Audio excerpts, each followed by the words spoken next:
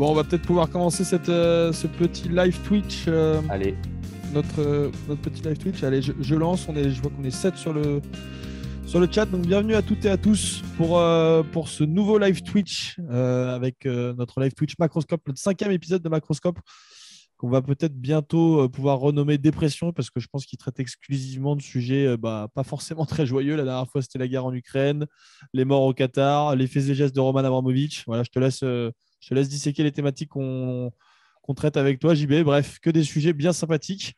Avec moi, ça peut être que du bonheur, hein, de la joie, de l'émotion. C'est cadeau. Que du bonheur. Bon, avant d'introduire nos deux invités, je vais introduire mon acolyte avec qui je passe à peu près 100% de mon temps de toute la vie. Flo, comment ça va? Écoute, ça va bien, hein, pas de concert, enfin si, un concert ce soir, mais pas de boulot pour moi, donc au plaisir. Très bien. Quand il n'est pas sur les plateaux télé, il chante dans vos oreilles. Quand il n'est pas dans vos librairies, il est chez vos disquaires. Il est absolument partout.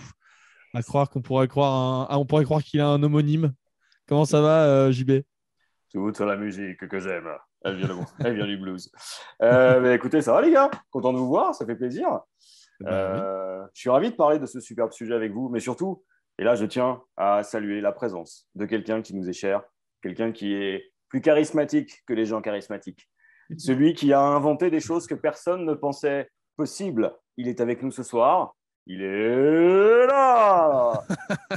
Allez, le mec c'est moi. Le mec nous bouffe toutes nos intros. Salut, bonsoir. Salut Mathieu. Merci beaucoup d'être avec nous. C'est un plaisir, merci de l'invitation. Ça faisait longtemps que nous on voulait te recevoir un petit peu sur un de nos formats 11e art, et du coup là, après c'est encore pas un sujet très heureux pour lequel on te reçoit, donc on aurait aimé que ce soit dans un contexte. Je suis jamais reçu pour des sujets heureux. Je pense que c'est comme Jean-Baptiste. Hein. C'est ça. Ouais, c'est vrai. C'est du sang, des sueurs, des larmes, éventuellement 2-3 athlètes russes et vaguement une défaite du PSG. C'est souvent d'ailleurs une défaite du PSG. Hein, oui, c'est vrai. JB, tu nous as pas dit comment allait le bouquin? Écoute, ce bouquin-là, La République du foot, il va très bien, il vous attend. Il est disponible partout, dans toutes les librairies. Accessoirement, allez l'acheter sur la Fnac, chez votre libraire préféré. Amazon, c'est pas bien, mais eux livrent à domicile. Donc, c'est vous qui voyez. Écoute, ça va, on est content avec Clément. On en parle. On avait tapé juste, parce que foot et politique, ça peut être pas mal. Peut-être qu'on rajoutera un chapitre s'il y a une deuxième version qui reviendra sur comment un ministre de l'Intérieur a sauté, non pas à cause des Gilets jaunes, mais à cause d'un match joué par Liverpool. C'est vrai que ça, un sujet... pour l'instant, c'est de la fiction. Ouais, surtout à 2 semaines des législatives, je crois que c'est 2-3 trucs dont on va reparler dans ce petit live. Et du coup, Mathieu, je ne t'ai même pas présenté. Pour ceux qui ne te connaissent pas, tu es chercheur en sciences politiques, spécialisé sur les questions de sécurité publique et notamment sur la police. Et surtout, tu as un rapport au foot qui est assez important. Enfin, c'est intéressant puisque tu es aussi responsable du développement européen de la société de fan expérience de Famous Group. Donc, tu as éventuellement, évidemment, une expertise aussi sur la question de la gestion des supporters. Qu'est-ce que vous faites concrètement au The Famous Group? C'est quoi? C'est une agence de conseil, si j'ai bien compris? Alors, ce n'est pas tout à fait une agence de conseil, c'est plutôt une entreprise de production qui fournit des contenus pour les écrans géants dans les stades, qui fournit différents types d'animations en réalité augmentée, par exemple, sur les sports américains, parce que c'est une société américaine. Et mon travail est de les faire un petit peu connaître sur le marché européen et surtout, alors moi, de les conseiller sur le sport européen et les fans européens parce que, bien entendu, le rapport au sport n'est pas du tout le même et ils voulaient un Européen connaisseur justement des stades pour les conseiller sur ce volet-là, sur le volet Europe. Ok, très bien. Et du coup, ton quotidien, toi, à quoi il ressemble? C'est quoi? C'est beaucoup de rédaction d'articles scientifiques, Ouais, c'est beaucoup de terrain dernièrement. Ça peut être du terrain embarqué dans des véhicules de police ou de gendarmerie. Ça peut être en observation sur justement un maintien de l'ordre, enfin du maintien de l'ordre. Enfin je vais y arriver sur une opération de maintien de l'ordre. C'est des entretiens en face à face avec des gens de cet univers-là, à tout niveau hiérarchique. Hein. Je peux très bien rencontrer des gens à Beauvau qui vont parler des grandes stratégie policière et des grands projets, on va dire, policiers, tout comme je peux retrouver, je peux m'entretenir avec des agents de terrain, avec des sous-officiers de gendarmerie ou des gardiens de la paix côté police qui me parlent de leur quotidien. Donc, et mon job, effectivement, c'est de relater tout cela dans des articles, dans des publications, puis aussi à travers des cours et des conférences que je peux donner. Ok, super, c'est assez complet. Ça me permet de rappeler à toutes les personnes qui nous suivent, alors vous n'êtes pas encore énormément, mais n'hésitez pas évidemment à poser des questions dans le chat. JB et Mathieu sont évidemment là pour ça, pour répondre à toutes les questions. Alors JB a un peu réponse à tout, mais voilà, il laissera la parole aussi un peu de temps en temps. Et n'hésitez pas si vous avez des questions. Le petit tacle glissé là. Oh là là. T'es lyonnais toi, non? C'est ça? Exactement, c'est ça, lyonnais, exactement. Ah, ça va être bien, tu vas avoir du temps cette année, tu n'auras pas de Coupe d'Europe. Ah bah moi j'ai du temps toute l'année, on va pouvoir faire plein d'émissions. Moi c'est pour ça que j'ai créé un média, parce que j'ai plein de temps, mon club ne joue pas du tout les compétitions européennes, donc je suis tranquille. On aime bien faire un petit peu de pédagogie, nous, chez 11e art. Du coup, je vais lancer Flo, parce que certains ne sont peut-être pas au courant de tout ce qui s'est passé samedi. C'est un vaste sujet sur lequel il y a eu quand même pas mal de polémiques, pas mal d'acteurs qui sont entrés en compte. Et Flo nous a préparé un petit résumé pour introduire et récapituler un petit peu tous les faits. Effectivement, un petit résumé, on rentrera dans les détails évidemment plus tard avec Mathieu et Jean-Baptiste, mais la genèse de ce fiasco, elle remonte déjà au 25 février dernier, au lendemain de l'invasion de l'Ukraine et de la guerre déclenchée par la Russie. L'UEFA sanctionne alors la Russie, boycotte la Russie et relocalise la finale de sa Ligue des Champions, initialement prévue à Saint-Pétersbourg, à Saint-Denis en France, après notamment le forcing du président Emmanuel Macron. Juste pour rappel, c'est la première finale de Ligue des Champions en France, au Stade de France depuis 2006, et Paris voit déferler ce week-end plus de 22 000 supporters madrilènes et surtout près de 70 000 fans des Reds. Et ce samedi 28 mai, donc, la finale de Ligue des Champions entre le Real Madrid et Liverpool a débouché sur un immense fiasco. Une finale reportée donc tout d'abord de 15 puis finalement de 36 minutes, face notamment au problème d'acheminement des supporters anglais. Et dès le soir même, pour masquer ses manques, le gouvernement français, par le biais de son ministre de l'Intérieur, de sa ministre des Sports et du préfet de police de Paris, accuse les fans anglais une fraude massive de faux billets, avançant dès le samedi soir après la finale un chiffre de 30 à 40 000 fans anglais avec des billets faux ou sans billets tentant d'entrer au Stade de France, malgré une fan zone censée accueillir 45 000 fans des Reds installés à Nation. Des chiffres contestés immédiatement à l'étranger et par nombre de médias français et d'experts, alors que l'État français s'enferme toujours dans sa communication. Bref, la fête du foot européen aura tourné au naufrage, mais surtout interroge à 1 an de la Coupe du Monde de rugby en France et à 2 ans surtout des Jeux Olympiques et Paralympiques de Paris, 2 compétitions dont le stade majeur sera le Stade de France. Merci beaucoup, Flo. J'ai une première question du coup pour toi, Mathieu, parce qu'on a beaucoup entendu parler dans les médias de Gérald Darmanin dernièrement, de la Fédération française, de l'UEFA. Moi, il y a peut-être une des premières questions qui me revient, c'est la question de la hiérarchisation des responsabilités. Qui est responsable de quoi? Qui organise quoi? Et c'est la faute de qui au final, tout ce bazar? Ah, moi je ne t'entends plus, Mathieu. Je pense que tu as coupé ton micro. Ouais, c'est exactement. Ouais, voilà, c'est un grand classique des réunions Zoom. Voilà, ça arrive en direct, c'est beau, ça renforce ma crédibilité. Donc oui, je disais, déjà pour commencer, quand il y a un événement comme celui-ci, c'est-à-dire un fiasco, il faut le dire, le terme est employé partout et notamment à l'étranger, c'est jamais un fautif ou une cause unique. C'est généralement un enchaînement d'événements et c'est typiquement ce à quoi on a assisté. C'est un enchaînement d'événements qui part de ce problème de transport des fans anglais, des supporters anglais au Stade de France, avec, on reviendra sans doute dessus, mais avec ce cheminement entre la station de RERD et le stade, qui est extrêmement étroit, crée un goulot d'étranglement, et donc ensuite avec toutes les conséquences que l'on sait. Maintenant, pour répondre à ta question sur les responsabilités, pour dire les choses très schématiquement, les organisateurs sont responsables de ce qui se passe à l'intérieur de l'enceinte. Les pouvoirs publics sont responsables de ce qui se passe à l'extérieur de l'enceinte. Autrement dit, le match il est organisé par l'UEFA avec son délégataire, j'ai envie de dire, sur les territoires français, qui est la Fédération française de football. Bien, donc ce sont eux notamment qui embauchent les stadiers, voilà, et qui gèrent en fait cette partie-là. Alors, je viens de vous dire, c'est l'intérieur du stade. Il y a bien entendu des stadiers qui sont en fait des agents privés, hein, pour dire les choses tout à fait clairement, qui peuvent très bien travailler à quelques centaines de mètres du stade. Et c'était le cas là, puisque ce fameux premier filtrage et premier contrôle de billets il est fait par des stadiers. Les pouvoirs publics, eux, ils sont responsables de ce qui se passe à l'extérieur et notamment de la détermination du plan de circulation, qui est un facteur déterminant, encore une fois, dans ce qui nous anime. Là encore, évidemment, il n'y a pas une étanchéité totale. Si à l'intérieur du stade, il y a des événements extrêmement graves, comme prenons l'exemple de Saint-Étienne-Auxerre l'autre soir, où il y a un envahissement de terrain, vous avez en fait des effectifs, alors je ne sais pas si c'est de la police ou de la gendarmerie, je n'ai pas regardé plus que ça, mais je pense que c'est de la police, qui vont sur la pelouse pour évincer en fait les supporters stéphanois qui ont procédé à cette invasion. Donc, il y a une répartition des responsabilités entre intérieur et extérieur, mais évidemment, les choses peuvent se croiser, parce que tous ces gens-là, évidemment, travaillent, ou en tout cas sont censés travailler en bonne intelligence et préparer ensemble, en amont, tout le processus, tout le déroulement du match ce soir-là. Juste pour préciser, tu disais effectivement tout le monde communique, mais il y a généralement le périmètre du stade qui est réservé à l'organisateur, le périmètre autour du stade qui est géré par les pouvoirs publics d'un point de vue sécuritaire.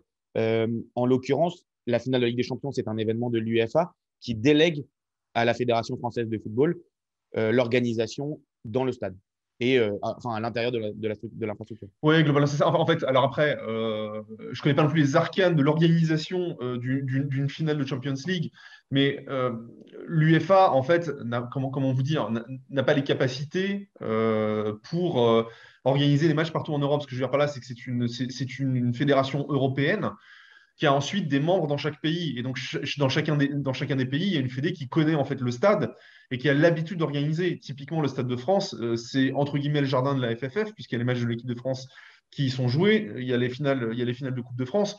Donc, en fait, l'UEFA a un cahier des charges sur un certain nombre de choses, sur l'accueil, par exemple, des sponsors.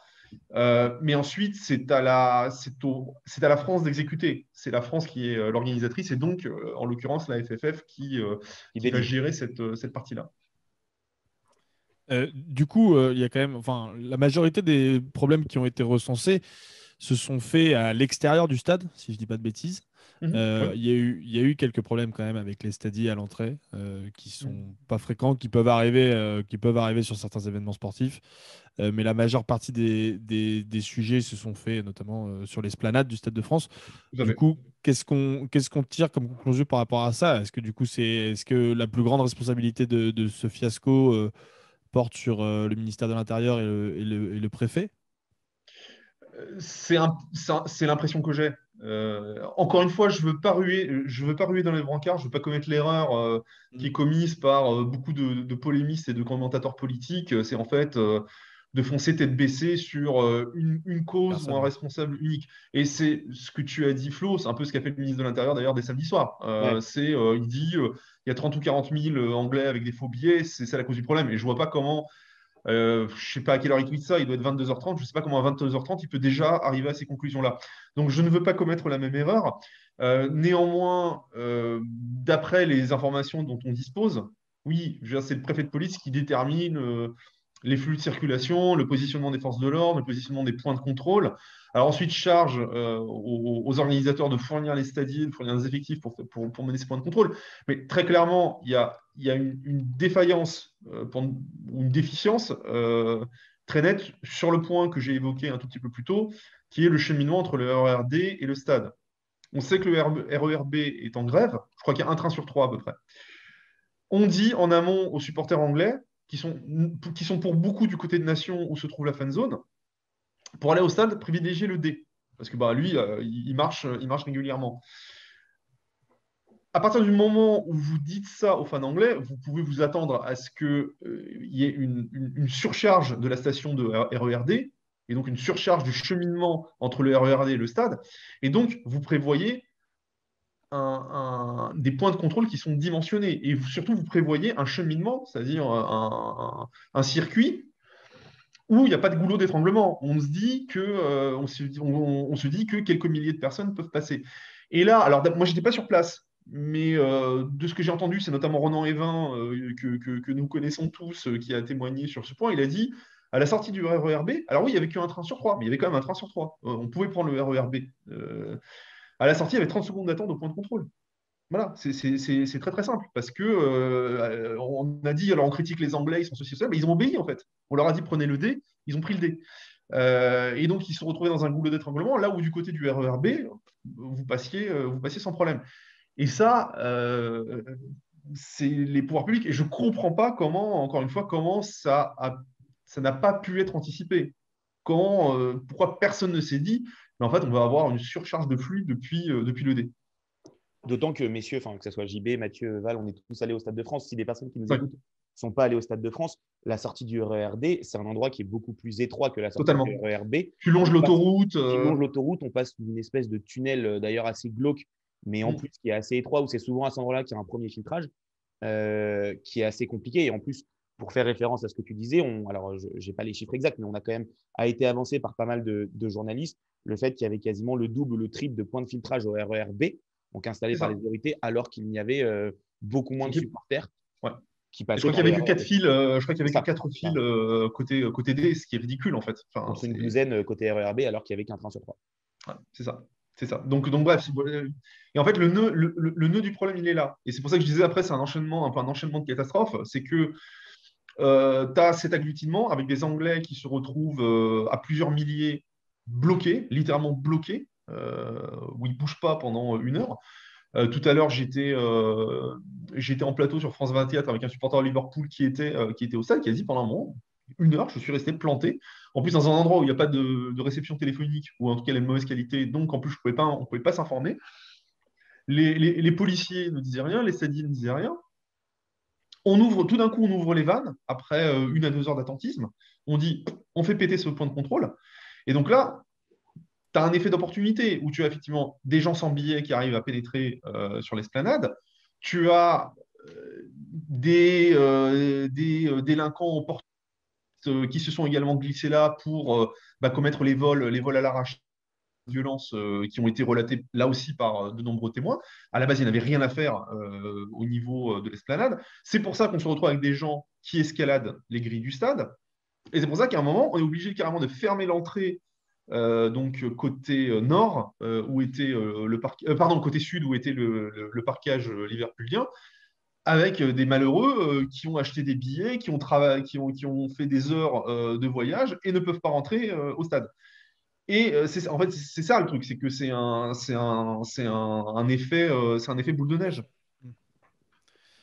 Ouais. Si on peut rajouter un truc, c'est que cet effet domino, il va aussi révéler des faillites qui n'avaient pas été anticipées, c'est-à-dire le blocage, par exemple, des tourniquets, l'absence de formation des stadiers, le sous-nombre des stadiers, c'est-à-dire que la FFF dit qu'ils sont en nombre plus important pour la Coupe de France avec 30% de plus, mais on se rend compte que week-end de l'ascension, Covid, fait que les stadiers présents ne sont pas les stadiers expérimentés, sont des stadiers plus jeunes, qui n'ont pas la même formation, du coup pas les mêmes compétences, pas la même expérience, et on a vu, et on a entendu, et on a lu beaucoup de choses sur des stadiers complètement sidérés. Je prends un exemple qui est en rapport avec ça. Ça fait 3 matchs que je fais, moi, dans une situation où c'est compliqué. Oui, t'as le flair, toi, cette année. Hein. J'ai fait le Classico à Marseille alors que les Parisiens étaient interdits. Ça a été compliqué. Ça a été très compliqué. Ça faisait longtemps que je ne m'étais pas fait peur dans un stade. En tout cas, en arrivant, j'ai vu des gens enjamber justement les tourniquets. Tu parlais d'effets d'opportunité. Ça ressemble beaucoup à ça. Ouais. Ensuite, j'étais à OL PFC à Charletti et j'ai vu aussi ce que ça donnait des stadiers qui ont peur, bloqués. C'est-à-dire que moi, j'ai vu une rangée de complètement stadiers reculer. Et donc, c'est nous, avec des potes, qui avons dû mettre la pression pour ouvrir les grilles du stade, ce qui, en termes de sécurité, est aussi quelque chose de complètement ahurissant. Ouais. Bon. Charletti, pardon de te couper, c'est un autre chapitre. Moi, j'ai été au PFC Sochaux, là, en barrage. Ça a été il ne s'est rien passé de grave. Mais ça a été un sacré carnaval. Et sur l'accès au stade, c'était un carnaval, vraiment. Mais je te laisse poursuivre. Mais on est entièrement d'accord. Bon, on ne va pas parler de Charletti, mais c'est vrai qu'on voit en France une baisse moyenne du niveau de compétence concernant la gestion de l'entrée dans les stades, le filtrage avant le stade. Pour bien savoir comment ça se passe justement aux États-Unis, pour avoir vu ce qui se passait en Allemagne, pour avoir fait pas mal de matchs ailleurs, on est face à un problème. C'est qu'on ne sait pas gérer l'arrivée au stade. Et on a un mal fou à gérer le passage entre le moment où tu arrives sur l'esplanade des stades et le moment où tu passes les différents checks de sécurité. Ouais, complètement. Et ça, c'est dans un stade finalement où tu as une finale de Coupe de France avec beaucoup de temps et un public de foot qui arrive au dernier moment, plus ou moins dispersé, sans problème de grève, tu les vois moins, ces problèmes-là. Ils existent, mais tu les vois moins. Tu fermes une porte, tu reportes les gens. Et ça ne crée pas de problème. Quand tu as 2 heures d'attente avec des gens qui sont très, très, très impatients d'entrer, les problèmes de délinquance, en plus que soulignait justement Mathieu, bah, tu te retrouves avec un révélateur de toutes les difficultés que tu peux avoir aux portes d'entrée. C'est là aussi où tu vois l'âge du stade. Tu vois aussi que ce stade, il n'est plus adapté aujourd'hui à la gestion des flux tels qu'on les connaît. Parce que là, il n'y avait pas de temps de Covid. Imaginons simplement qu'on ait eu à faire un check Covid en plus. On aurait pu avoir ça. Ouais, absolument. Voilà. Derrière, tu vois, par exemple, personne ne savait qu'au bout d'un certain nombre d'usages de tickets finalement numériques, ça bloquait. Et puis ensuite, tu te retrouves avec un problème. C'est que ton stadier qui est là au départ pour simplement checker que ton billet est bon et t'aider éventuellement, il n'est pas chargé de la sécurité. En tout cas, pas totalement. Et tu te retrouves avec des gens. Je me souviens d'une image assez folle. C'est cette image où on voit justement le CRS gazé. Tout le monde a vu cette image-là. Mais ce qu'on ne voit pas, c'est le stadier qui se met en retrait, qui ne sait pas quoi faire. Et derrière, vous avez le CRS qui passe en mode oh là, qu'est-ce qui se passe là? Il ne réfléchit pas, il y va. Usage disproportionné de la force, ça, le ministère de l'Intérieur le reconnaît. Mais ce qu'on voit surtout, c'est que chacun reste dans son couloir de nage et ne s'occupe pas finalement de l'autre. Et il n'y a pas de coordination. Et on le voit notamment quand les jeunes, après, arrivent à passer au-dessus du grillage et courent vers le stade. Vers les tribunes, ouais. Tout le monde se regarde. Ouais. Les uns se disent « Oh là, j'y vais pas ». Les autres font bah, « Attends, c'est à toi d'y aller ». Ce qui fait que les gars montent. Après, ils se font bloquer au niveau de la sécurité en haut et ils se font sortir à la mi-temps. Mais on a ce problème-là. D'ailleurs, il y a certains stadiers, certaines personnes de la sécurité qui travaillaient les jours avant, qui disaient voir certains jeunes, alors, du coin ou pas du coin, on ne sait pas, c'est la question, mais des jeunes qui venaient repérer les potentielles failles et les trous dans le gruyère. Alors, de là à dire que c'était impossible d'anticiper les problèmes de filtrage qui ont amené cette cascade de faillites, mais en tout cas, il y a vraiment eu, on a vraiment la sensation qu'il y a un trou dans le gruyère à partir du moment où il y a un grain qui enraye la machine. Mais comme le dit Jean-Baptiste, enfin, c'était une sorte de stress test à la fois du Stade de France et de la gestion des foules en France autour des manifestations sportives. Et ben, le fait est que le système n'a pas tenu. Et tu vois, typiquement, ce que tu dis, Flo, les mecs qui sont venus repérer au préalable, c'est très possible. Je veux dire, on n'a pas de raison de ne pas croire les stadiers qui racontent ça. Sauf que, encore une fois, dans un monde normal, jamais ils ne s'approchent à moins de 500 mètres du stade. Ouais. C'est tout. Ils n'ont pas de billets, ils restent en dehors du périmètre. Et l'affaire s'arrête là. Et puis, souvenons-nous de l'Euro 2016, que mine de rien, on a quand même organisé l'Euro 2016, et ça remonte à un tout petit peu plus de 5 ans. On avait le Stade de France, gestion UEFA. Il s'avère que je connais quelqu'un qui a participé justement à la manifestation, à l'organisation et qui gérait les flux. Et vous aviez un deuxième système de filtrage, vous aviez un deuxième système de haies autour, et il y avait un système de contrôle qui était bien différent. Et on a eu l'impression que, comparativement à la finale de l'Euro, là, on avait un dispositif qui était sous-dimensionné. Et j'ai presque envie de dire, heureusement que c'était Liverpool. Parce qu'on a été plusieurs à se faire la remarque. On est d'abord sur un public de finale de Ligue des Champions, c'est-à-dire plutôt composé de classe moyenne et de CSP+.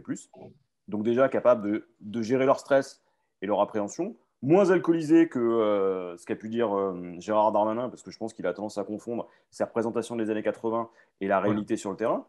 Parce que, c'est un autre problème, oui. Voilà, ça c'est un problème, on en parlera après. Mais quand vous voyez ça, vous avez aussi j'ai bien aimé l'expression qu'on trouve dans l'article de Michael Correa et qui a été reprise aussi par Nathalie Yanetta, celle de la culture de la catastrophe. Vous avez ça aussi, c'est-à-dire que le spectateur de Liverpool, le fan de Liverpool, il n'a jamais oublié le Hazel ni Hillsborough.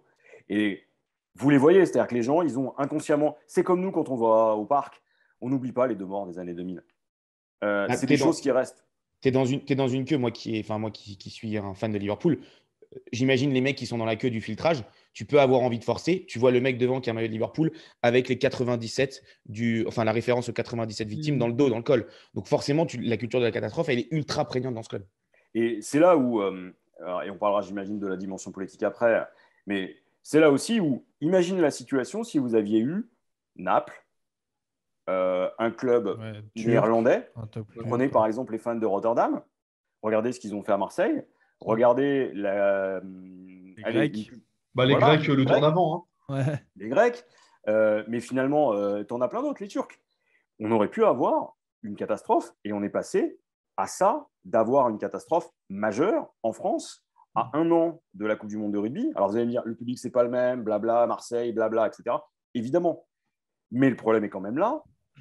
Et puis derrière, vous avez les Jeux. Là où on a la perspective d'organiser une manifestation d'ampleur avec 600 à 800 000 personnes le long de la Seine, dans un contexte qui sera moins sécurisable, comment on fait? Et là, je ne vous parle même pas du risque d'attentat, parce que le Stade de France, c'est quand même ça.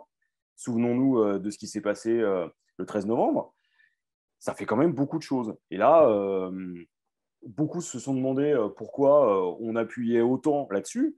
C'est qu'il y a des inquiétudes légitimes. Moi, en off, il y a beaucoup de choses qui me sont remontées d'inquiétudes de gens du milieu du sport sur la capacité de la France à faire face et sur l'image qu'on laissait à l'extérieur. On va y revenir là-dessus. On va y revenir là-dessus, JB, sur la question de la. J'ai une question pour Mathieu. À un moment, JB, tu as fait référence à l'imaginaire que que Gérald Darmanin, le ministre de l'Intérieur, se faisait des supporters. Je pense personnellement que son imaginaire, il se le fait sur tous les supporters de foot, mais notamment de l'imaginaire des supporters de Liverpool, Wigan dans les années 80. Mathieu, j'ai l'impression que l'État français et que la préfecture a géré d'un point de vue sécuritaire et imaginé ses supporters comme des hordes de hooligans qui allaient débarquer d'Angleterre. C'est possible, voire probable. Je veux dire, alors je ne sais pas quel est le niveau de culture foot de Gérald Darmanin, même s'il a mis en avant le fait d'avoir été arbitre quand il était jeune, mais après, qu'est-ce qu'il connaît au foot? Est-ce que ce qu'il dit, c'est une posture politique ou est-ce qu'il y croit vraiment? Mais ça reste quand même quelque chose de répandu. Ce que j'entends par là, c'est que, alors oui, évidemment, il est responsable politique, donc il est censé s'informer un minimum et être à jour sur ses connaissances, hein, ça n'excuse pas. Mais globalement, cette représentation, elle reste encore répandue sur l'idée que les fans anglais sont violents, que Liverpool s'est associé à du hooliganisme. Puisque Jean-Baptiste a parlé de l'Euro 2016, souvenez-vous, à l'Euro 2016, quand il y a les incidents à Marseille entre les Russes et les Anglais, la réaction initiale, immédiate de tous les médias, ça a été de dire les Anglais sont en train de foutre la merde sur la canne-bière. Puis au bout d'un moment, au bout d'1 heure ou deux, on a commencé à avoir des remontées d'infos disant non, attendez, c'est une charge des Russes en fait. C'est les Russes qui ont voulu se faire des Anglais. Mais encore une fois, voilà, le réflexe initial, c'est les Anglais sont soucis. Après, je veux dire, si je veux faire l'avocat du diable, c'est sûr que les supporters britanniques et notamment anglais, ils ont des comportements en déplacement qui peuvent irriter ou qui peuvent faire peur aux riverains et aux habitants du coin. C'est que ils déploient leur drapeau, ils picolent, ils se foutent à poil pour prendre des photos, ils plongent dans les fontaines. Bon, ils font des conneries qui sont pas méchantes, c'est pas de la violence, quoi. Mais ça aussi, ça contribue quelque part à cette représentation que ce sont des supporters déviants. Et quelque part, ce à quoi on assiste depuis samedi, c'est l'exposition d'un bouc émissaire facile. C'est facile, c'est-à-dire qu'on dit, regardez, comme d'hab, les Anglais ont foutu la merde. Là, AOC, alors on l'appelle AOC, c'est Amélie. Alors Castera, c'est toujours le truc du milieu qui me pose problème, j'arrive pas encore à me faire. Oudéa Castera. Oudéa Castera, qui a dit quelque chose comme on connaît leur mode d'action, on connaît les supporters de Liverpool, leur façon de faire, enfin comme si c'était, je sais pas moi, une bande organisée. Une bande organisée, voilà, exactement. C'est le bon terme. Et au final, beaucoup de gens achètent ça dans le sens où ils ne s'intéressent pas plus au foot que ça, ils ne s'intéressent pas forcément à l'histoire du supporterisme, encore moins au supporterisme anglais. C'est comme des trucs spécifiques. On est quand même sur des sujets de niche auxquels on est quelques-uns à s'intéresser, mais il n'y a pas une connaissance très répandue de ça. Et au final, c'est un message politique qui ne passe pas parce qu'il y a quand même beaucoup de journalistes qui font leur travail et le récit officiel a été largement contredit, mais qui globalement pourrait passer s'il n'y avait pas eu ce travail. Voilà. Moi, tout à l'heure, enfin, je termine mon monologue, je vous disais que j'étais sur un plateau télé, il y a un taxi qui m'a ramené chez moi. Et le mec m'a demandé, bon, il a vu que je sortais de France 21, il me demande, ouais, vous êtes intervenu sur quoi? Je dis, bon, bah ouais, je suis intervenu sur l'histoire Stade de France. Et il me dit, ah ouais, il y a une grosse histoire de faux billets. Bah, et je lui dis, non, c'est pas vraiment ça qui s'est passé. Donc on voit comment des messages assez simplistes et réducteurs peuvent infuser auprès d'un public qui en réalité s'intéresse peu à la question. On dirait que tu as fait de la télé toute ta vie parce que j'ai l'impression que tu nous as trouvé la transition directe vers notre deuxième partie qui est justement la question. Ça fait à peu près 8 ans que j'en fais, tu vois, de manière récurrente. Ça commence à se voir. Mais du coup, on va s'orienter vers ce sujet-là. Il y avait juste une question de Teddy dans le chat qui demandait plus du coup sur les aspects techniques. Est-ce qu'il n'aurait pas fallu réarticuler le dispositif avec plus d'unités mobiles agiles pour faire cesser les vols, agressions et tentatives d'intrusion? Est-ce que à partir du moment où il y a des débordements, est-ce que la police perd complètement le contrôle ou est-ce qu'il y a moyen de récupérer un semblant de sécurité à ce moment-là?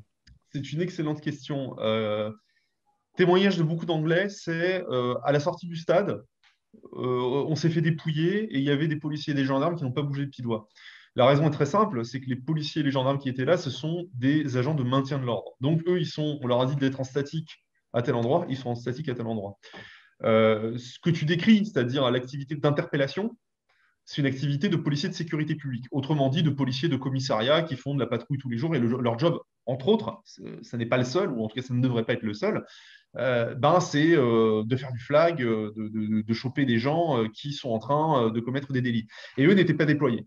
C'est vrai qu'il n'y avait pas tellement, de ce que je sais, d'effectifs de voies publiques qui étaient présents pour mener ces interpellations. Et ensuite, une fois que tu as fait ça, il y a un autre problème.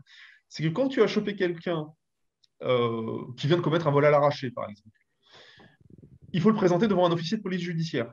Autrement, en d'autres termes, il faut l'amener dans un commissariat et il y a un officier de police judiciaire qui va placer cette personne en garde à vue pour démarrer en fait la partie vraiment purement pénale du processus. Et à cet instant-là, est-ce qu'il y a assez d'officiers de police judiciaire en Seine-Saint-Denis pour traiter potentiellement des dizaines et des centaines de faits de délinquance? J'en suis pas persuadé. Je n'ai pas la réponse, encore une fois. Je ne veux pas ruer dans les brancards. Mais on est encore une fois sur cette illustration de ce qu'on a dit depuis tout à l'heure avec Jean-Baptiste. C'est l'enchaînement d'événements et l'espèce de stress test. S'il ne se passe rien, le système tient. Quand ça commence à merder, ça merde vraiment. Et là, encore une fois, dans un monde normal, il n'y a pas d'intrus dans le périmètre. Les abords du stade sont sécurisés. Les supporters peuvent retourner au métro quasiment. Donc, il n'y a pas besoin d'interpeller qui que ce soit. Il n'y a pas besoin en fait d'opérations anti-délinquance. Sauf qu'en fait, le système n'a pas tenu. JB, vas-y, je te laisse. Si tu veux rajouter un petit truc rapidement avant qu'on bascule sur ta partie, la politique. Ce qui est très intéressant justement par rapport à ça, c'est que pour avoir eu des gens qui nous ont raconté comment ça s'était produit au sortir du stade, et pour bien connaître la ligne 13 que je peux prendre quand je vais au Stade de France pour rentrer, vous avez une sorte de zone comme ça, qui est une sorte littéralement de no man's land parce qu'elle a été pensée comme ça et elle est restée telle qu'elle. C'est l'un des problèmes dans la couture urbanistique entre Saint-Denis et Paris, c'est cette zone-là. Et cette zone-là, d'après ce qu'on sait, elle était justement entourée de gens qui étaient là pour faire du maintien de l'ordre. Et on a eu l'impression qu'il y avait une sous-estimation du risque. C'est-à-dire que ça n'a pas été pensé. Et ça, c'est un souci. C'est-à-dire que si on avait posé la question à n'importe quel supporter de foot, n'importe quelle personne ayant cette culture-là, la culture bêtement du Stade de France, il vous aurait dit que sur cette partie-là, si vous aviez des supporters qui repartaient et donc qui n'allaient pas vers le R, B et D parce qu'ils ne fonctionnaient plus, vous auriez eu d'abord un engorgement et puis des effets d'opportunité, pour reprendre l'expression qu'a utilisée Mathieu tout à l'heure. Et on est exactement là-dedans. C'est-à-dire que moi, quand on m'a dit qu'il y avait eu ce type de choses, le principal lieu auquel j'ai pensé, c'est celui-là. Et puis surtout, ce n'est pas quelque chose qui demandait énormément de renseignements intérieurs. C'est-à-dire que là, il y a une déficience. Après, est-ce qu'on pouvait y pallier? Oui. Mais quand vous avez 80 000 personnes dans un stade, que vous accueillez à la fois des Madrilènes et des Espagnols, dont vous savez qu'ils ont payé un prix fou leur place, qui vont sortir, que ce sont des gens qui ont une capacité finalement financière supérieure à la moyenne, parce qu'en plus de ça, ils viennent de l'étranger, dans un contexte où tous les prix avaient explosé à cause de la finale des champions et du week-end de l'Ascension, vous êtes confronté à ce problème-là. C'est que vous savez qu'il y aura cette opportunité-là. Ce qui n'avait peut-être pas été anticipé, c'est le fait que, a priori, ça, on n'en a pas plus de certitude, vous ayez eu aussi un effet d'aubaine pour les camps de migrants qui étaient à côté, soit parce qu'ils voulaient voir le match, soit parce qu'ils se sont retrouvés pris aussi avec ça. Mais ce n'est pas la première fois qu'on voit ce type de razzia. Ce n'est pas la première fois qu'on voit ce type de choses. Et à un moment donné, là aussi où je suis d'accord, c'est que, est-ce que les pouvoirs publics, alors là, ils vous sortent la fameuse excuse des 3 mois. On serait donc le seul pays incapable d'organiser un événement international en 3 mois. Ça, c'est du délire absolu. Oui, bon. Ça a déjà été fait dans plein d'autres pays. Puis on serait les seuls en Europe à pas être capable de le faire. Madrid avait organisé la finale de la Copa Libertadores en une semaine. Exactement. Et puis, je complète d'un mot. C'est pas comme si, en fait, on avait accueilli la finale de la Champions League comme la foudre qui s'est abattue sur la France, en fait. C'est-à-dire que les pouvoirs publics l'ont demandé. Ça a été, c'est quelque chose qui a été fait volontairement. Donc, c'est pas genre l'UEFA a dit ah bah en fait les gars ça va être chez vous après l'annulation, comment dire, l'embargo sur la Russie. Ouais, bien sûr. Ce qui d'ailleurs, et je pense que c'est ce que tu vas avancer, Flo, c'est que derrière, ça a créé une colère phénoménale à l'Élysée. Parce que quand on voit les efforts qui ont été déployés pour empêcher les Anglais, parce qu'au départ, ça devait être à Wembley, initialement. Boris Johnson avait lancé une campagne de com absolument incroyable pour ça. Et c'est pour des raisons politiques que la France a récupéré justement cette finale. C'est-à-dire qu'en plus de ça, on n'a pas d'excuses. Ouais, on en avait discuté dans le dernier épisode. Bon, en tout cas, ce qui est sûr, c'est qu'on va se régaler en 2024 avec le préfet Guégan qui gérera sciemment tous les. Ouais, mais moi, je saurais te faire des concerts au Stade de France, mon ami. Je te remplirai le Stade de France et en même temps, je te ferai la sécurité. En même temps, il y aura 4 personnes, moi et ma famille. Je te rappelle que ton homonyme ne remplit pas l'accord Arena. Donc, si on peut laisser mon homonyme tranquille et le laisser en Belgique, celui-là, ça serait pas mal. Bon, JB, la question les questions politiques qui découlent de tous ces événements un petit peu catastrophiques. Là, j'ai 2 possibilités. Soit je te laisse un mot-clé et puis je te laisse débiter pendant une demi-heure. Mais je pense qu'on ne va pas s'en sortir si je fais ça. Si je te donne juste Gérald Darmanin comme mot-clé et après, ça va partir dans tous les sens. Donc, je vais quand même te poser une question. Pourquoi ce discours absolument faux qu'il tient depuis 5 jours, quel est l'objectif, quelle est la stratégie politique qu'il y a derrière ça? On sait qu'il y a un agenda politique qui est chargé depuis le début de l'année et qui va continuer là jusqu'en juin. Quelle est la stratégie politique et de communication qu'il y a derrière tout ça? Alors, tu as raison d'avoir un petit élément de contexte. C'est le même ministre de l'Intérieur qui était là à l'époque des Gilets jaunes. Voilà, on a posé ça. C'est des stratégies qui, en termes de communication politique, fonctionnent. C'est-à-dire que si vous êtes le premier à parler, vous fixez la vérité et donc vous faites finalement travailler les autres autour de ce que vous avez dit. Et il suffit de se rappeler le premier acte de communication du ministère de l'Intérieur, ça a été ce fameux tweet avec l'image de Gérard Darmanin et d'AOC dans le PC sécurité, sous-entendu, on voit tout, on regarde tout, on check tout. Bon. Une fois qu'on a dit ça, pourquoi il va là-dessus? Parce que d'abord, il ne peut pas assumer dans un contexte politique le fait finalement de concevoir que cette défaillance est d'abord une défaillance des pouvoirs publics, a fortiori du système commandement de la police, et que derrière, la responsabilité n'échoue pas à une cible facile, qui serait le fameux supporter anglais, une sorte de hooligan des années 80 qui aurait traversé, façon retour vers le futur, les siècles, pour revenir jusqu'à nous. Il a d'abord essayé, et puis surtout, il s'est tenu à la même version. Ensuite, ils se sont rendus compte que cette version n'allait pas tenir. Donc, on a eu la fameuse justification des 40 000 spectateurs sans billets. Alors, celle-là, elle est fabuleuse, parce que 40 000 spectateurs, c'est 90% de la contenance du Parc des Princes. Et 40 000 spectateurs sans billets, ça commence à faire beaucoup. Et quand vous voyez les chiffres de la SNCF aujourd'hui, qui, par rapport à la RATP, vous tient pas le même discours, il y a une surestimation, justement, des estimations du ministère de l'Intérieur, et on n'est pas sur un trafic qui a explosé. Donc ça paraît compliqué, d'autant qu'au portique, il n'y a que 2800 tickets, si je me souviens de la dépêche AFP, qui ont été passés, qui étaient faux. On est face donc à quelque chose de très compliqué.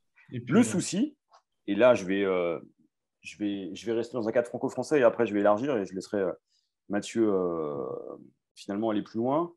Dans un cadre français, finalement, ça peut passer.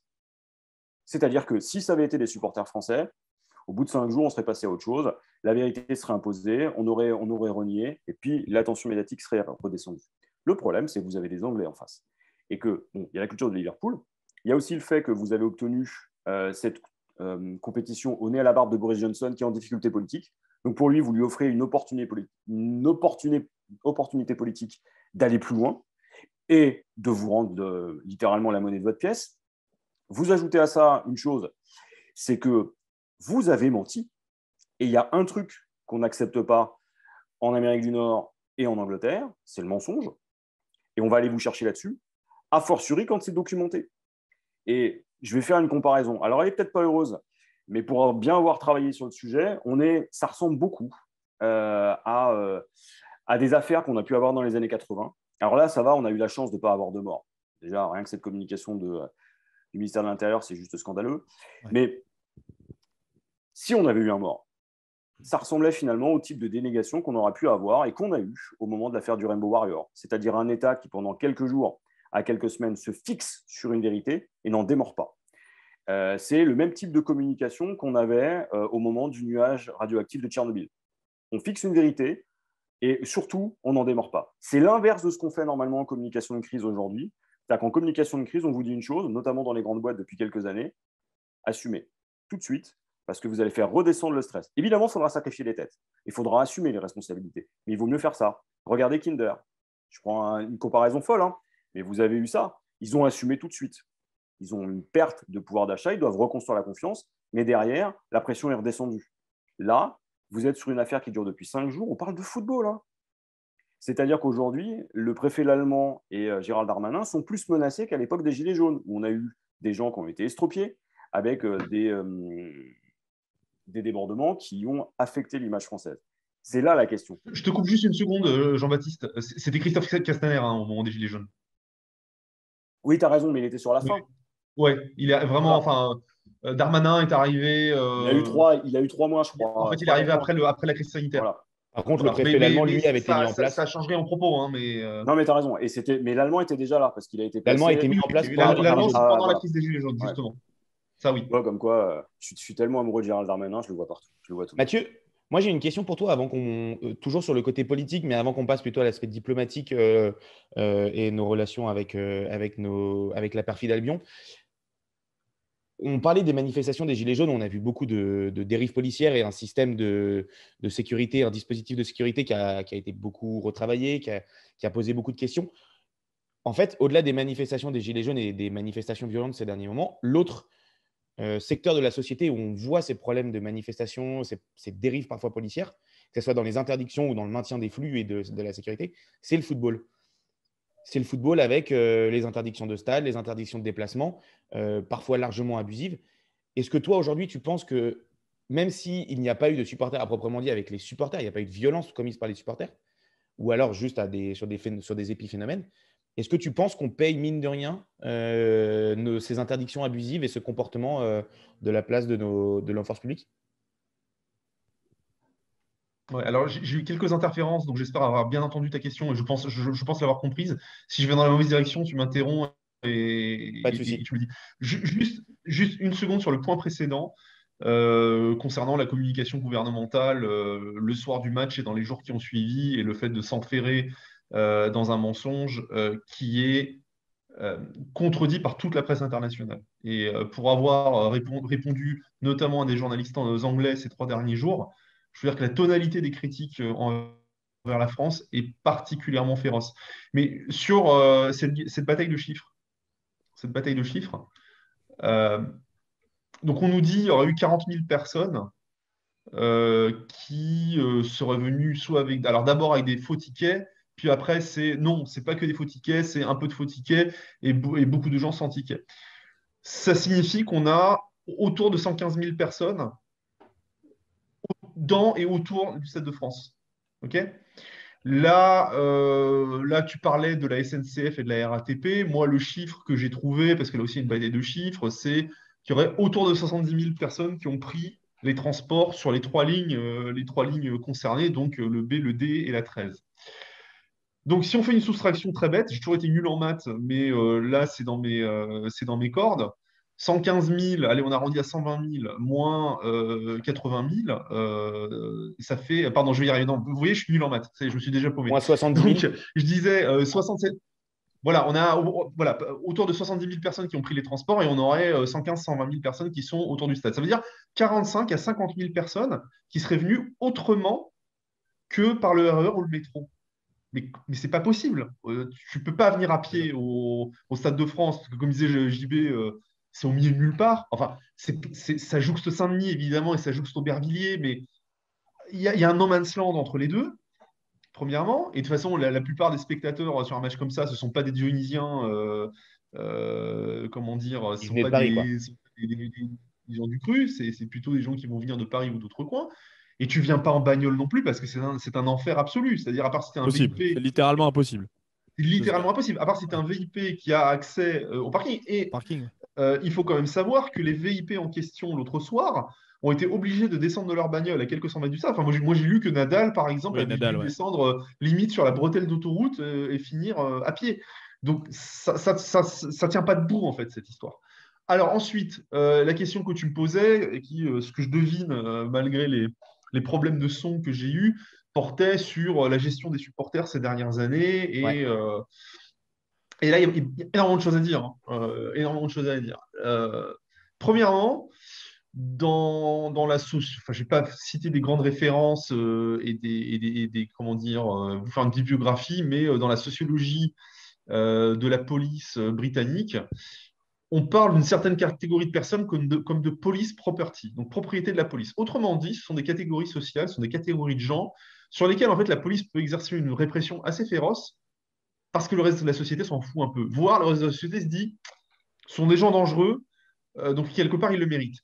Et je trouve que les ultras en France correspondent quand même très bien à cette définition de police property, c'est-à-dire des gens qui ont été labellisés comme étant dangereux, problématiques, délinquants. Au fond, les interdictions de stade, les interdictions de déplacement, le fait qu'ils se prennent parfois des coups de LBD 40, ils l'ont un peu cherché. Je ne dis pas qu'il n'y a pas de problème dans le mouvement ultra en France, hein. Je ne dis pas que voilà, ce qui se passe, je l'ai mentionné tout à l'heure, ce qui se passe à Saint-Étienne l'autre soir est inacceptable, parce que ce n'est pas qu'un envahissement de terrain. Ils visent les joueurs avec des fumis, avec comment dire, des pétards, de ce que je sais.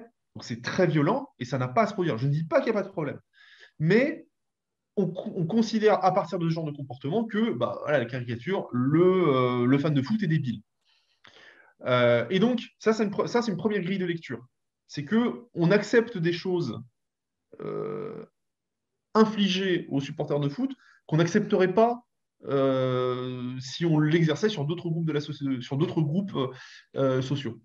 Ensuite, il y a effectivement eu cette politique répressive, ou plutôt, c'est pas le terme, c'est pas que répressif, cette politique extrêmement précautionneuse ces dernières années, je veux dire voilà, les choses de manière neutre, qui a consisté à dire euh, l'an dernier, lors du déplacement à Nice, un supporter lensois est tombé dans l'escalier, s'est fracturé une jambe. Ça peut créer un contentieux entre les supporters des deux camps. Donc, le déplacement des lensois n'est pas autorisé à Nice. Donc voilà, on a Les des sanctions arrêtés collectives préfectoraux priment sur les sanctions individuelles. qui priment sur les sanctions individuelles. Mais qu'est-ce que ça signifie? Ça signifie qu'en fait, on a des policiers et des gendarmes. Alors, il y a eu la crise Covid aussi entre-temps, il ne faut surtout pas le négliger. Et ça, ce n'est pas la faute de la police ou de la gendarmerie ou du corps préfectoral. Pendant un an et demi, on a eu des matchs soit à huis clos, soit à jauge extrêmement réduite, puisque elle était fixée à 5000. Donc, il y a aussi une perte d'accoutumance, une part de pratique des policiers et des gendarmes et des pouvoirs publics par rapport à la gestion de foule et notamment d'équipes rivales. À ça, j'ajoute une chose, et je complète que très brièvement quelque chose que Jean-Baptiste a dit de manière assez exhaustive tout à l'heure. Il y a aussi un gros problème du côté de la sécurité privée. Il y a un gros problème de recrutement du côté de la sécurité privée. Pendant le Covid, comme il n'y avait pas de match ou des matchs à huis clos ou des matchs avec très peu de gens, les besoins ont diminué et beaucoup en fait de stadiers, d'agents de sécurité qui avaient l'habitude de travailler sur les matchs de Ligue 1 ou de Ligue 2 ont trouvé du boulot ailleurs. Ça, c'est plusieurs directeurs de sécurité de clubs qui me l'ont dit. Ils sont allés bosser à la FNAC, ils sont allés bosser sur, comment dire, sur des festivals, ils sont allés bosser sur, en fait, sur des choses qui sont quand même plus faciles, moins pénibles Ouais, moins à risque que les matchs de pour eux. foot. Alors, festival, c'est pas un bon exemple, mais surtout dans les centres, en fait, dans les centres commerciaux, dans les grands magasins où bah, on travaille de 10h à 19h. On a face à un public qui est à 99,9% coopératif, qui ouvre son sac s'il faut ouvrir le sac. Euh, et on ne s'emmerde pas à travailler le samedi soir et à rentrer tard chez soi un week-end. Donc, tout ceci mis bout à bout fait qu'il y a cette espèce de recul qui a été opéré dans la gestion des foules lors des matchs de foot. JB, je me permets de revenir sur ma question de tout à l'heure, parce qu'en plus, on a un commentaire de Teddy qui dit que toute cette situation semble être une aubaine pour toutes les oppositions au gouvernement. La droite, laxisme, les agressions, tout ça, et la gauche, violence policière contre des supporters qui n'avaient rien demandé. À 2 semaines des législatives, est-ce que le discours de Darmanin est aussi, enfin de Gérald Darmanin, pardon, est aussi calibré en fonction des oppositions politiques? Alors, avec Clément, on avait rencontré énormément d'hommes politiques sur la question des rapports entre politique et foot en France. Et on peut dire que toute prise de position aujourd'hui qui concerne le foot est politisée, souvent instrumentalisée, montre une véritable ignorance de ce qu'est le football, de ses mœurs, de ses pratiques et surtout de ses logiques. Alors là, on en a un bel exemple. Là, on est face à l'opportunisme et un positionnement instrumental du sport. Alors, à gauche, c'est très drôle parce que quand on parle de dérives policières,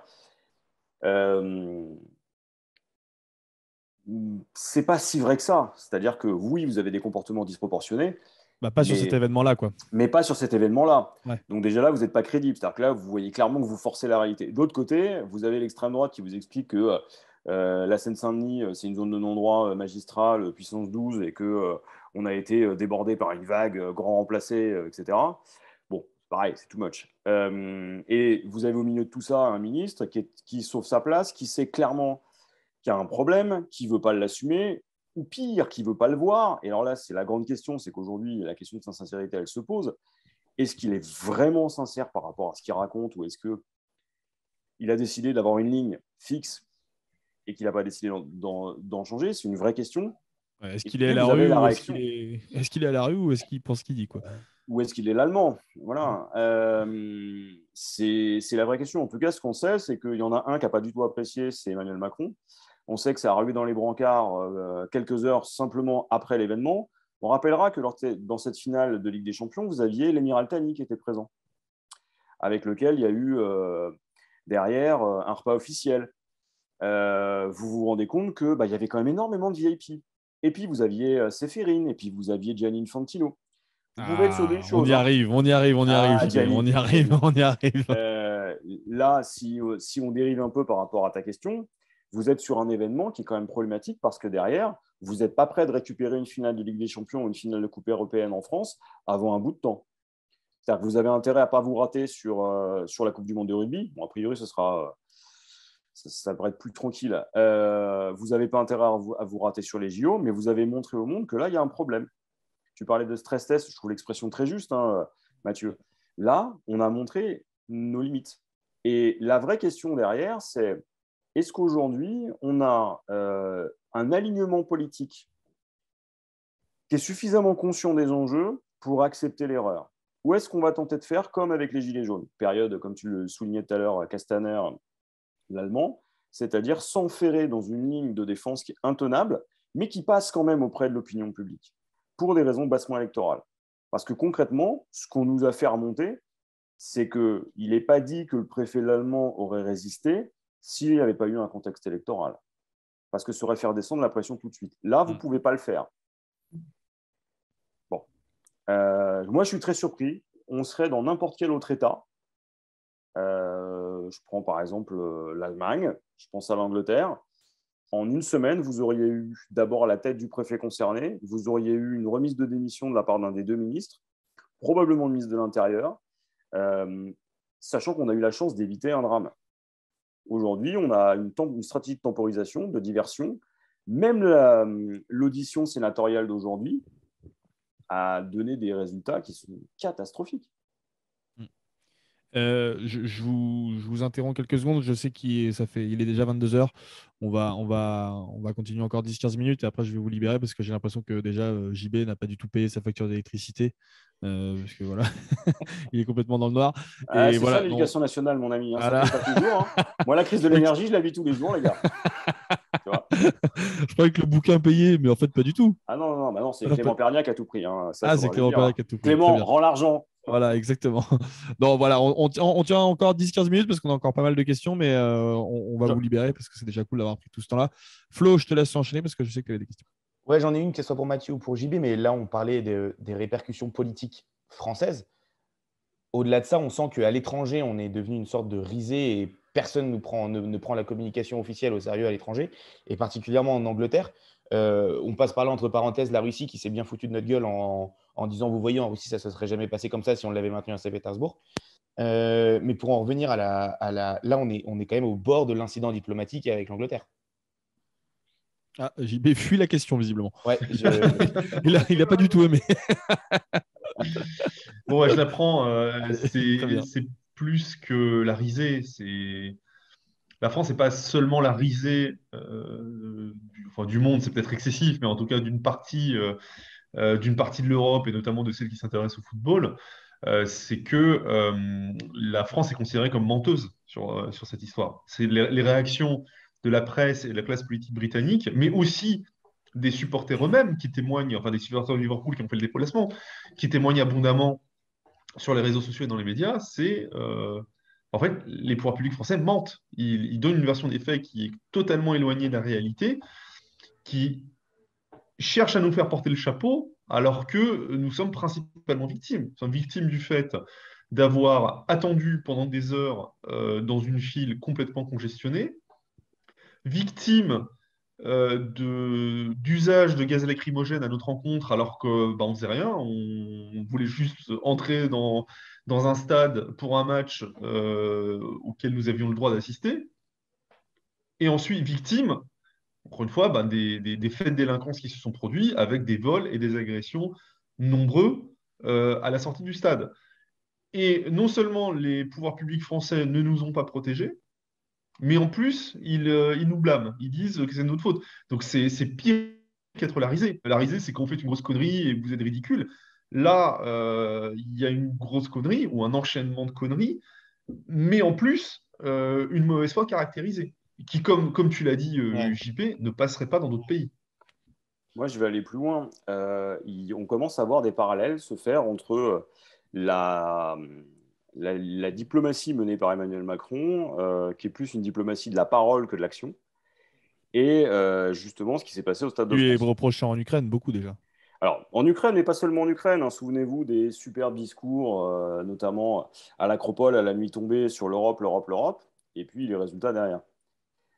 Aujourd'hui, on voit aussi cette finalement diplomatie de la parole qui parfois assume de ne pas dire exactement ce qui est pour préférer une vision qui correspond davantage aux intérêts de la France. Le problème, c'est que c'est des stratégies qui fonctionnaient encore une fois il y a peut-être 10, 20, 30 ans et encore. Là, vous avez aujourd'hui accès à la presse internationale. Moi, j'ai discuté avec des correspondants espagnols parce qu'on a beaucoup parlé des Anglais, mais les Madrilènes aussi ont été ciblés. Et ils sont vraiment surpris, eux, de ce qui s'est produit. Ils ne s'attendaient pas à ça, c'est-à-dire que toute l'Europe a été touchée par des vagues de violence dans les stades. Nous, on est capable de les faire à 48 heures d'intervalle à la fois au Stade de France et à Saint-Étienne. On est incapable d'anticiper les deux et on a zéro prise de parole publique sur Saint-Étienne. Alors que finalement, j'ai envie de dire que les deux images sont catastrophiques parce qu'elles font le tour du monde aussi. Et c'est par le sport. Or, quelle est la première chose dont tout le monde parle? C'est ça. Quand vous avez ESPN, quand vous avez finalement les médias américains qui s'emparent de ce qui s'est passé, qu'est-ce qu'ils font? Ils ne vont pas vous montrer des images avec un spécialiste comme nous, ou alors ils vont interroger Mathieu, mais il aura été brillant, charismatique. Mais ils vont surtout vous montrer quoi? Les images où ça part en vrille. Souvenez-vous de ce que ça a donné au moment des Gilets jaunes. Alors, je suis désolé, hein, c'est peut-être moi qui focalise, hein. Mais souvenez-vous aussi du moment où on parlait des violences urbaines dans les années 2000 avec, sous le gouvernement de Villepin, avec l'état d'urgence, la fameuse crise des banlieues, où quand on regardait la télé, on avait l'impression que la France était à feu et à sang. Dans un monde où le Covid est en train de redescendre, où on réouvre, où on voit les touristes affluer, cette image-là, elle est catastrophique. D'abord pour le secteur du tourisme sportif, parce que je suis désolé, hein, les Anglais ne reviendront pas. En tout cas, pas comme ça, pas pour ça. Ensuite, vous montrez que vous n'avez pas forcément la compétence. Or, on a d'autres événements derrière.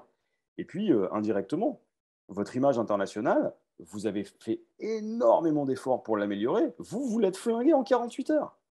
Alors que si on avait eu on est désolé, on s'est planté. On va réfléchir. Et à un moment donné, la communication d'AOC était plutôt maligne, c'est-à-dire, elle a dit, voilà, on va faire un retour d'expérience. On s'est planté. ça passait. C'était réglé, tu étais un pays moderne, tu acceptais de faire des erreurs, d'avancer, tu progressais. Là, on s'enferme dans une communication qui est délétère à mort. L'incident diplomatique, JB, avec l'Angleterre, assez rapidement, il peut aller jusqu'où là? Il n'y en a pas, il n'y a pas de mort. Ouais. C'est de la com aussi. C'est super comme façon de présenter les choses.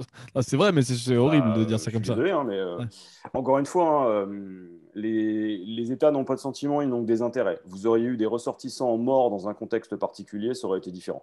Là, vous avez une crispation, on est sur une tension diplomatique. Vous avez aussi un opportunisme politique du côté britannique qui est évident. Boris Johnson a tout intérêt à se servir de ça, à jouer sur la francophobie. Souvenez-vous des incidents sur la pêche au moment du Brexit, de la négociation du traité. Etc., etc. Vous êtes dans cette logique-là. C'est-à-dire que vous êtes dans un moment où, du point de vue britannique, mais c'est du pain béni. Vous avez le jubilé de la reine d'un côté et la possibilité de taper sur les Français. Royal. Bon. Donc derrière, c'est l'opportunisme. Et puis, il y a aussi une question de défense de l'intérêt national. Et les Anglais, là-dessus, ils lâchent rien. Et nous, on n'est pas bon en termes de réponse. Quand vous voyez que Libération, L'Équipe, Le Monde, le Figaro s'aligne sur le fiasco. C'est lunaire. C'est-à-dire que vous avez la totalité du spectre, même Valeurs Actuelles s'aligne en disant les gars, on a tous merdé. Avec des récupérations différentes, mais en tout cas tous pour s'aligner sur le fait qu'on a merdé et il y a du mensonge. Il n'y a pas une voix discordante. C'est-à-dire qu'aujourd'hui, vous allez demander à n'importe quel média, ils vont dire ah oui, c'est un fiasco. Le terme s'est imposé. On parlera du fiasco de Saint-Denis. Ça va rester. C'est comme Nice Now, c'est la même chose. Ça va rester dans l'imaginaire. Le problème de l'imaginaire, c'est que pour le changer, il faut que vous ayez un élément positif. Ça tombe bien, on a la Coupe du Monde 2023, on a 2024, donc ce sera peut-être relégué. Mais ça fait quand même beaucoup d'incidents, d'incidents majeurs sur des grandes compétitions sportives en France. Moi, je n'oublie pas Gendarme Nivelles en 98. Je n'oublie pas les problèmes qu'on a eu à l'Euro 2016 aussi. J'ai une dernière question, après on va vous libérer, messieurs. Alors peut-être plus orienté vers Mathieu que vers JB, mais sens-toi libre de répondre aussi, JB, si tu as des trucs à rajouter là-dessus. Plutôt sur la question des supporters. Au début des années 2010, fin des années 2000, on a eu une politique ultra répressive suite notamment aux 2 décès qu'il y avait eu dans les stades à la fin des années 2000. Au début des années 2015, on a eu un début de semblant de dialogue qui s'était mis en place entre les institutions, avec la Fondation Nivelles, avec l'Instance nationale du supporterisme, etc. Là, depuis le retour de la crise Covid, on a une recrudescence de la violence dans les stades et autour des événements sportifs. Alors, pas que en France, c'est un phénomène qui se relance un petit peu partout en Europe, qui est une reprise un petit peu du hooliganisme, notamment en Angleterre, qui est assez forte aussi, qu'il ne faut pas négliger. Aux États-Unis aussi, on a des choses. Il ne faut pas l'oublier. En NBA, on a vu des choses qu'on n'avait jamais vues depuis 20 ans. C'est vrai. Du coup, la question, c'est vers quoi on s'oriente, même si c'est compliqué de répondre clairement à cette question. Et moi, j'avais un angle plus précis pour réorienter ma question. C'était la défiance très forte qu'il y a aussi par rapport à la police. Je sais que tu es un petit peu spécialisé sur ces sujets-là. Comment est-ce qu'on pourrait intégrer un petit peu mieux ces acteurs dans les débats et dans les processus de dialogue, notamment sur les rapports avec les supporters?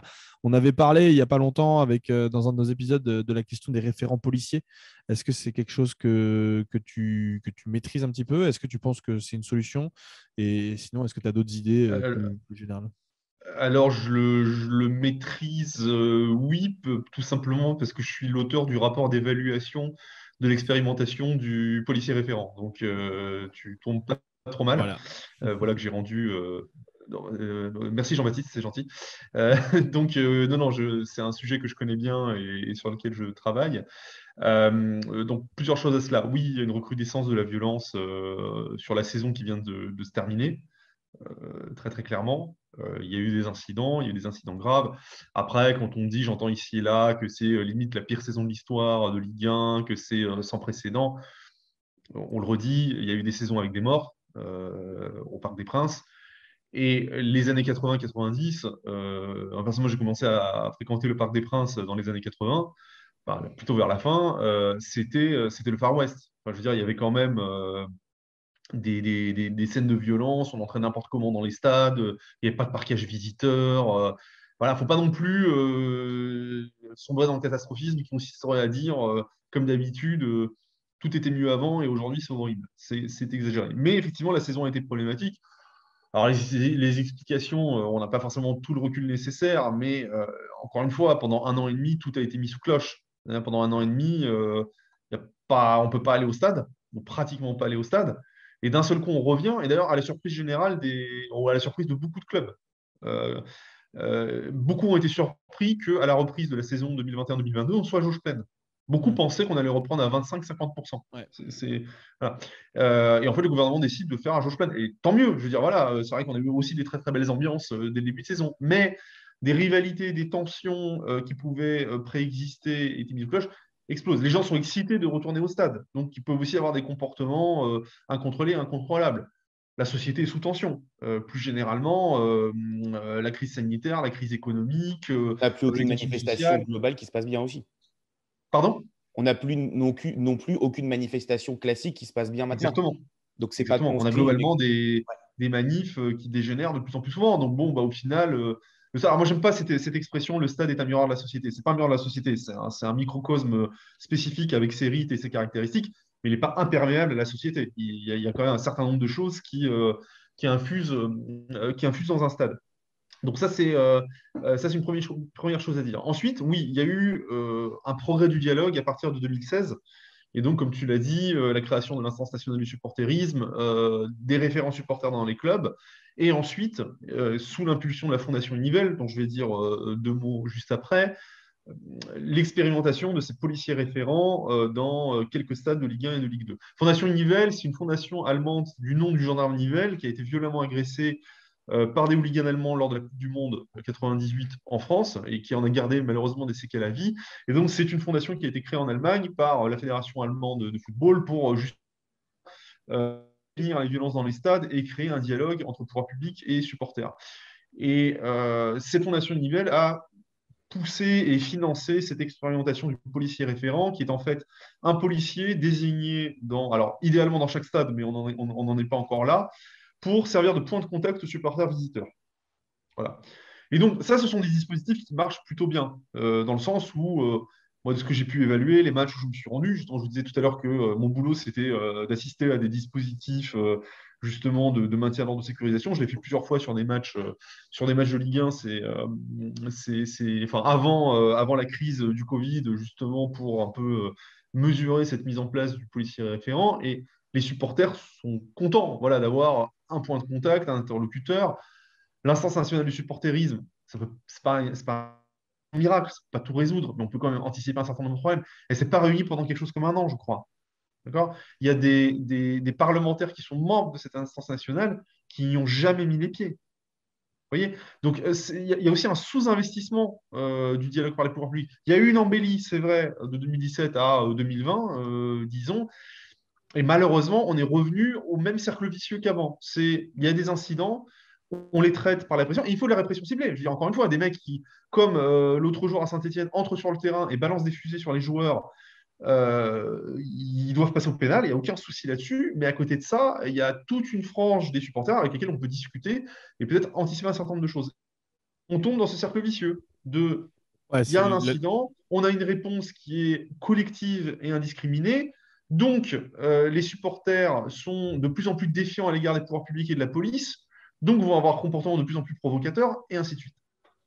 J'ai l'impression que le vrai enjeu se situe justement à l'équilibre de trouver où se situe le rapport entre sanctions collectives et sanctions individuelles, parce qu'il y a des dialogues qui sont mis en place et j'ai l'impression que c'est la difficulté de trouver cet équilibre-là. Ouais, JB, je te laisse Moi, terminer. si je peux ajouter quelque chose, je pense que le football aurait tout à gagner justement à rassembler tous les acteurs et à faire que tous les acteurs impliqués soient capables de se parler et assument leurs responsabilités. Ce que disait Mathieu, c'est ce que disait aussi Pierre Barthélémy ou Ronan Evin, c'est qu'à un moment donné, les acteurs politiques qui font commerce justement des incidents sur le foot sont pas en capacité ou ne veulent pas ou ne vont pas aux instances qui permettent de régler ces problèmes. Et à un moment donné, cette responsabilisation politique, il faut la mettre sur le devant de la scène. Nous, dans la République du foot, on en parle. Alors, on avait un nombre de pages limité, donc on ne pouvait pas aller beaucoup plus loin.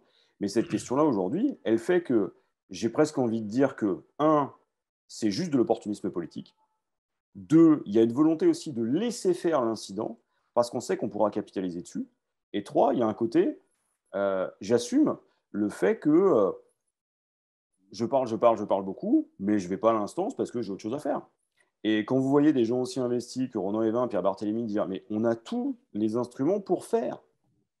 Et c'est ce que dit Mathieu aussi. Et que derrière, vous voyez que les instances sont vides, qu'il n'y a pas de rapport.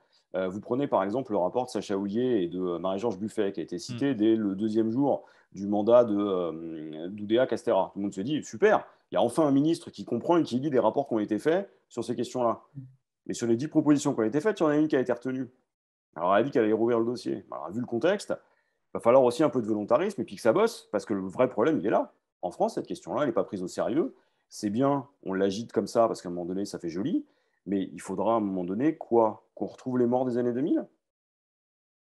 Parce que là, concrètement, vous pouvez dégager un certain nombre de personnes, hein. Parce que là, il y en a beaucoup qui parlent, mais qui ne sont plus en capacité de faire les choses. Par exemple, qui savait que Mathieu avait fait un rapport sur le policier référent? On a tous entendu parler des référents supporters. Il y a des clubs en France qui n'en ont pas. Comment c'est possible aujourd'hui? C'est d'ailleurs illégal. Enfin, normalement, dans les faits, ils sont censés tous en avoir, tous les clubs professionnels. Bon. Et ça, c'est une vraie question. Je pense que la question,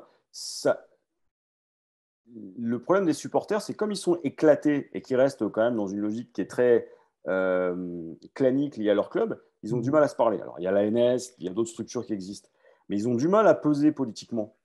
Et ils ont toujours tendance à être ramenés aux stéréotypes qu'on a sur le supporter. Mais le vrai souci, c'est qu'à un moment donné, il va peut-être falloir qu'on se dise une chose, c'est que si le supporter de foot est un sous-citoyen, à un moment donné, il ne faut quand même pas transformer le stade en lieu d'expérimentation, de privation de liberté individuelle et collective. Et aujourd'hui, c'est ce qu'on voit.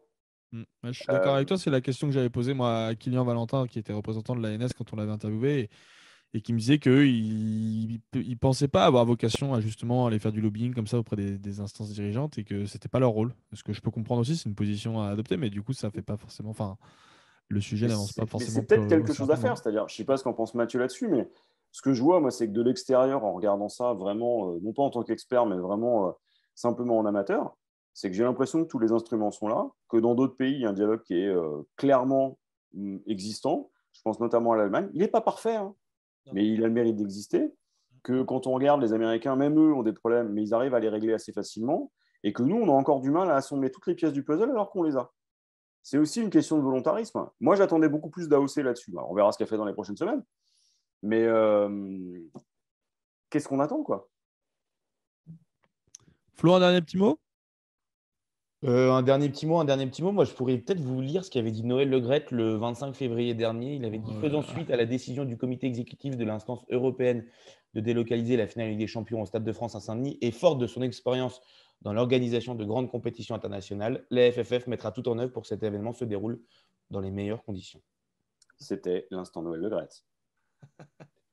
Et je vous promets que, a priori, cette conclusion n'était pas prévue. Non, elle n'était pas prévue. Je suis tombé dessus un petit peu en préparant l'émission tout à l'heure. Bien joué. Alors, évidemment, on peut tomber dessus et dire que maintenant, c'est facile d'interpréter ça comme ça, mais mine de rien, c'est juste pour rappeler quelque chose, c'est qu'on entend très très peu la FFF qui n'est pas le plus grand responsable, mais qui a sa part de responsabilité en étant délégué par l'UEFA pour l'organisation de ce match. C'est clair. Eh bien, écoutez, on va terminer cette émission, ce petit live avec cet instant Noël Le Graët. Ça fait toujours plaisir de finir avec Noël Le Graët. C'est mieux que Gianni. C'est mieux que Gianni, mais après, le lance pas parce que ouais, c'est exactement ça. On va le perdre après, je te dis, on va le perdre. Déjà, j'ai failli le perdre quand je lui ai dit le mot-clé tout à l'heure, Gérald Darmanin, il aurait pu partir pour 1h30 là. On a réussi à sauver l'émission. Non, mais pour Gianni, juste parenthèse. Non, mais je suis obligé. Dans le rapport de force qu'il y a entre l'UEFA et la FIFA, là, ça sert la FIFA. Ouais. N'oubliez pas le projet de Super League, n'oubliez pas ce que ça implique aussi. C'est clair. Et ben voilà, superbe conclusion. Donc pour notre 5e épisode de Dépression, puisque c'est le nouveau mot de ce podcast. Le Dépression FC, c'est pas mal. Dépression FC, voilà, on va faire ça. On peut parfois le D en R aussi, le répression. Voilà. Exact. Et oui, ça marche aussi, c'est vrai. Mathieu, merci beaucoup pour cette première. C'était très cool de pouvoir échanger avec toi. Ouais. C'était un plaisir. Merci beaucoup pour l'invitation. Partagé. JB, je ne te remercie plus. Le fidèle au poste. Merci beaucoup, merci à tous. Merci aux gens qui étaient dans le chat. Merci à Teddy pour ces petites questions très intéressantes. Merci de nous avoir suivis. Évidemment, l'épisode sera disponible sur les plateformes d'écoute, donc Spotify, Deezer, Apple Podcasts, YouTube. Vous connaissez les trucs, les plateformes, évidemment. Et on a encore nos épisodes qui sont disponibles aussi. On a sorti un épisode dernièrement sur la remontée de Schalke 04 en Bundesliga. Et il y a notre interview avec Sheriff Guémour où on a parlé musique, notamment musique et foot. C'est très sympa, qui est disponible pareil sur nos plateformes. Donc allez écouter tout ça, c'est très sympa. Merci à tous de nous avoir suivis et on se retrouve très bientôt sur 11e art. Allez, ciao. Ciao. Bonne soirée.